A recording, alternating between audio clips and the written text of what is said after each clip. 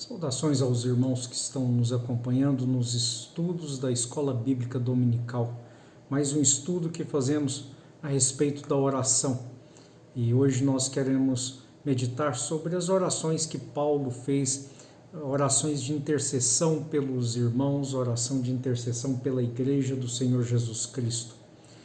E nós queremos compreender que orar pela missão da Igreja, orar pela missão que Deus estabeleceu para o homem, para os seus filhos desempenharem aqui na terra. É algo que nós precisamos fazer, é algo que Deus se agrada disto e que nós devemos fazer a cada dia. E o mundo hoje, ao nosso redor,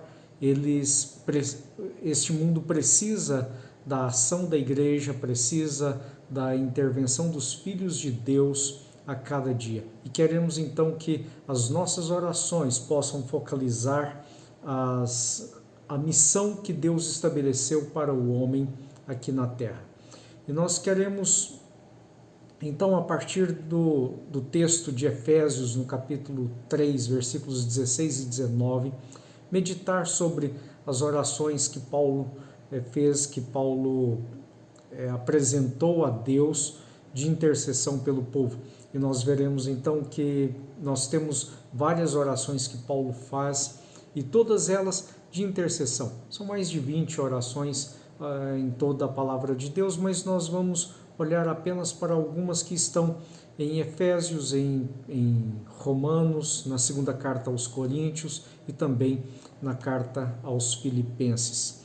E no capítulo 3 de Efésios, versículos 16 a 19, Paulo diz assim: para que, segundo as riquezas da sua glória, vos conceda que sejais interiormente fortalecidos com poder pelo seu Espírito, e que Cristo habite pela fé em vosso coração, a fim de que, arraigados e fundamentados em amor, vos seja possível compreender, juntamente com todos os santos, a largura, o comprimento, a altura e a profundidade desse amor, e assim conceder ou conhecer, melhor dizendo, e assim conhecer esse amor de Cristo, que excede todo o entendimento, para que sejais preenchidos até a plenitude de Deus.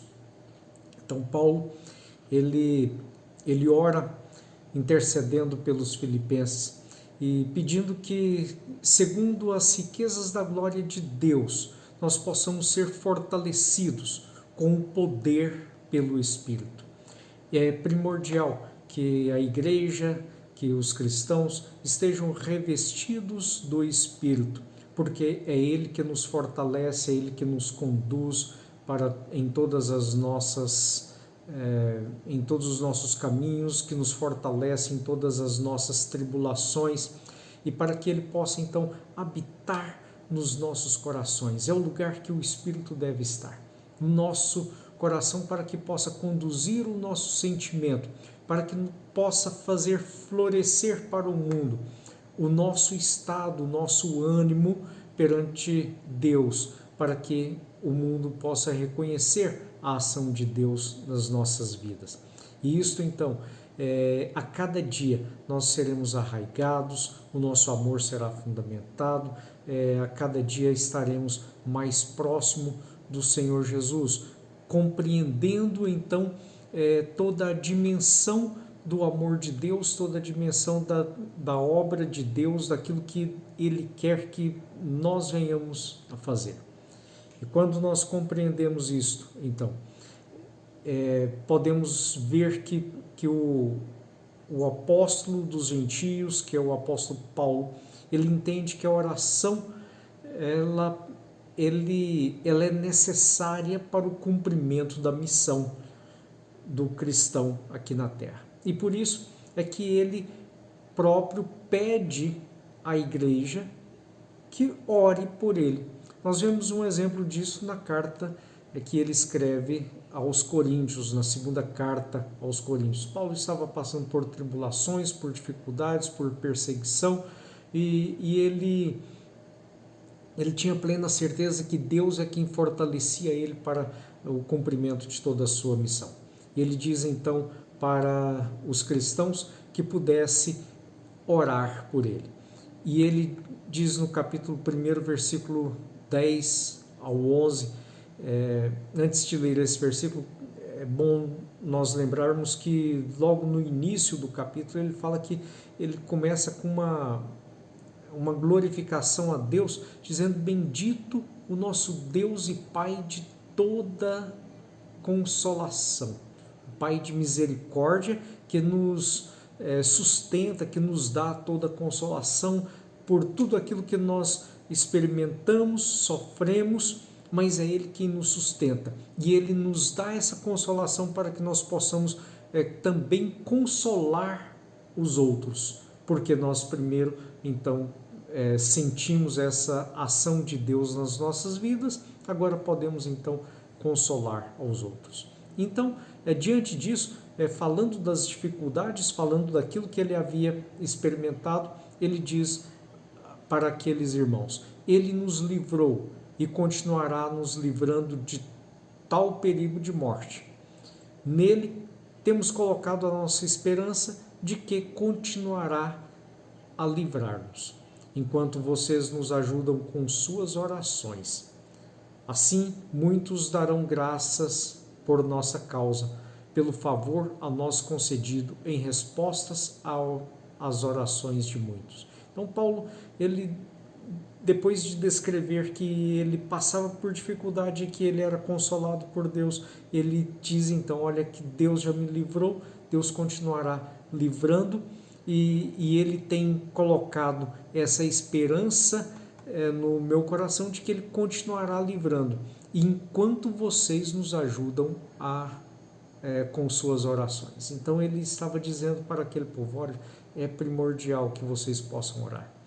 E nós devemos orar pela nossa igreja, pelos nossos irmãos, por aqueles que estão na liderança, para que Deus possa fortalecer a cada dia, para que muitos possam ver o livramento de Deus e assim dar graças. Veja que Paulo não está rogando a Deus que possa livrar a igreja das tribulações, e nem está pedindo que a igreja possa livrá-lo das tribulações, dos sofrimentos, das angústias, das perseguições, mas ele está sim pedindo que a igreja possa continuar orando por ele, para que eles possam ver a glória de Deus sendo manifesta na vida dele. E ele sabe que Deus já estava livrando e que continuará livrando. Então, por isso, era necessário que a igreja pudesse estar em oração. Lá em Romanos, Paulo escreve para uma igreja que estava sendo perseguida, uma igreja que estava vivendo no centro do poder em Roma, o lugar onde era a sede do império, e ele então ora pede àquela igreja, lá no capítulo 15, versículo 30, dizendo: recomendo-lhes, irmãos, por nosso Senhor Jesus Cristo e pelo amor do Espírito, que se unam a mim em minha luta, orando a Deus em meu favor. Aqueles irmãos já estavam experimentando também a perseguição. Agora ele está pedindo que eles possam se unir a ele na luta em oração, para que eles pudessem então continuar intercedendo a favor de Paulo, mas que eles pudessem também experimentar a vontade de Deus, que eles pudessem experimentar o livramento que Deus haveria de providenciar para eles, para que eles pudessem então experimentar esta luta que Paulo já estava vivendo. E o que é que nos leva hoje às nossas orações? O que é que nos motiva para orar? Muitas vezes temos orado por motivos fúteis, temos orado, há pessoas que oram até mesmo por uma vaga de estacionamento. O autor da lição chega a mencionar isso, para que Deus possa providenciar isto para ele. Será que nós devemos nos preocupar em nossas orações, nos ocupar realmente com essas coisas? Ou devemos pensar naquilo que Paulo diz, que as nossas lutas não são carnais, que as nossas lutas são contra principados e potestades, que as nossas lutas elas são em decorrência da ação do reino de Deus, da vontade de Deus para as nossas vidas, para a missão que Ele tem para a igreja. É isto que constitui as nossas lutas. E será que nós temos orado por isso? Esse é o principal motivo das nossas orações, ou temos olhado para nós mesmos e temos nos ocupado apenas com pedidos de bênçãos sobre as nossas vidas e bênçãos materiais ou bênçãos às vezes até mesmo de egoísmo da nossa parte.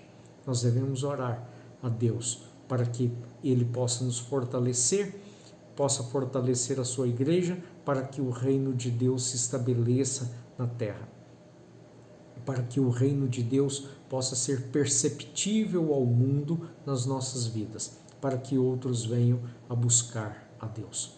As nossas orações então devem abranger a missão de Deus no mundo, para que as pessoas possam ver a Deus nas nossas vidas, na vida da nossa igreja.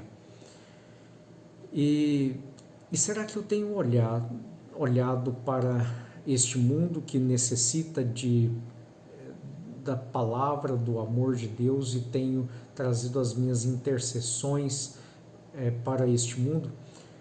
Eu tenho que orar para que o Evangelho seja anunciado a todos os povos, anunciado àqueles que não conhecem a Deus, para que a minha cidade, a minha família, para que os meus vizinhos, o meu bairro possa encontrar este Deus verdadeiro, possam ouvir deste Deus e que eu seja instrumento para isso. Eu devo interceder pelo crescimento da Igreja de Cristo Jesus. Inclusive a minha igreja local, eu preciso orar pelos meus irmãos, eu preciso pedir a Deus para que Ele possa nos dar intrepidez na palavra e que mais pessoas possam ouvir da palavra de Deus juntamente conosco nas nossas igrejas. Eu devo interceder pelos missionários, por aqueles que estão no campo levando a palavra de Deus, pelos pastores que estão à frente das igrejas e que precisam ser fortalecidos nesta luta espiritual, precisam se manter em comunhão com Deus e trazer a mensagem de Deus e não mensagens pessoais, não mensagens de cunho de conhecimento apenas intelectual que ele já alcançou da palavra de Deus, mas que ele possa trazer mensagens realmente movidas pelo Espírito de Deus, que ele possa entregar então a revelação de Deus da sua palavra para as nossas vidas. Nós precisamos então orar por todos aqueles que se esforçam pelas causas do reino, para que os nossos irmãos e irmãs permaneçam firmes no propósito de Deus, no propósito que Deus tem estabelecido para a vida destas pessoas e para a vida da sua igreja. Nós devemos clamar pela igreja perseguida, por aquela igreja que nós aqui não vivemos, mas que muitos vivem em países da Ásia, principalmente, onde a igreja muitas vezes é perseguida, que a igreja é impedida de propagar com liberdade a palavra de Deus. E simplesmente porque confessam o nome de Cristo Jesus, podem chegar até mesmo a perder as suas vidas. Paulo ele continua orando por aquela igreja de Roma e pede então que Deus dê perseverança e ânimo àquela igreja. No capítulo 15, versículos 5 e 6 e depois o versículo 13, ele nos diz assim: o Deus que concede perseverança e ânimo, dê-lhes um espírito de unidade, segundo Cristo Jesus. Então que eles pudessem ter unidade. A nossa igreja precisa de unidade, principalmente nesses dias, nesse tempo de pandemia, nesse tempo de separação, de segregação social. Nós precisamos é ter unidade. Nós precisamos olhar pelos nossos irmãos, orar por eles, ter uma palavra de conforto, de consolo àqueles que estão necessitados.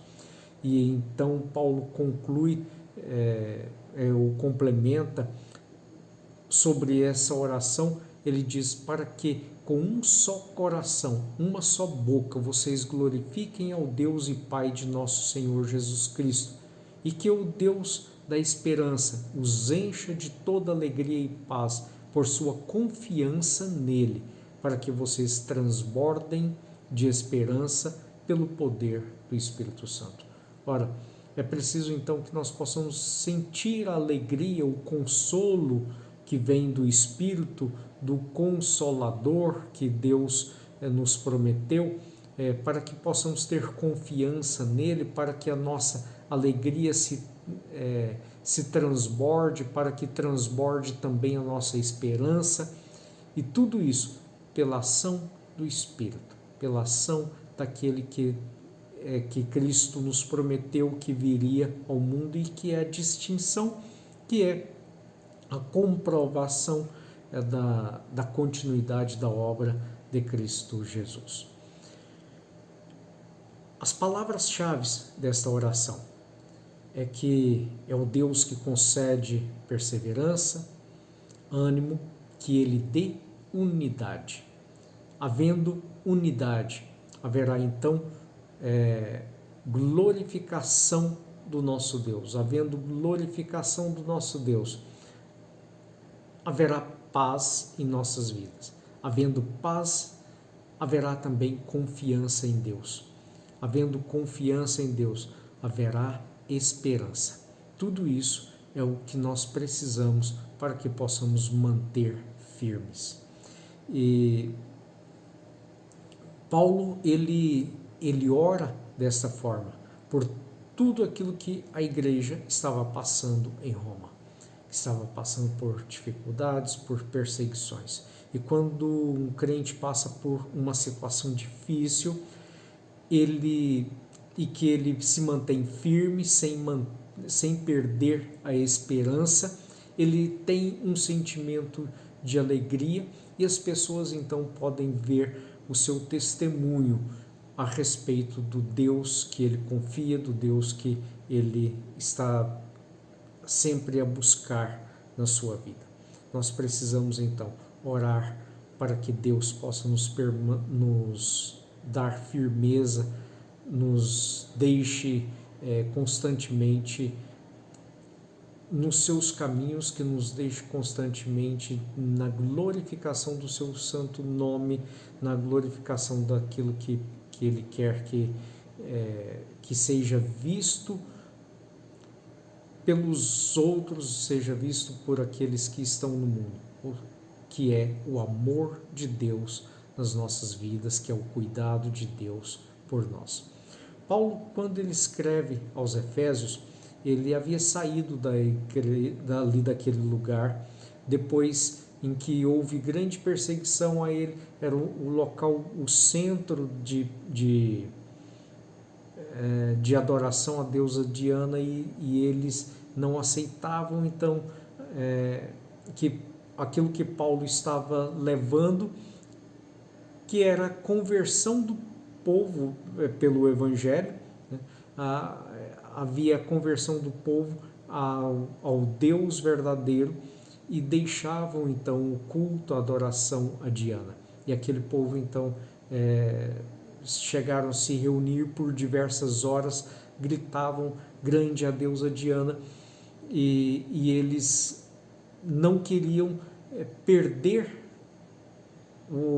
a referência do centro de culto àquela deusa. Então, diante disso, Paulo escreve, depois que saiu daquela cidade, em razão de grande perseguição a ele, ele escreve dizendo: peço que o Deus de nosso Senhor Jesus Cristo e glorioso Pai lhes dê espírito de sabedoria e de revelação no pleno conhecimento dele. Por quê? Pelo conhecimento de Deus haveria condições daquele povo testemunhar e tirar aquele povo da idolatria.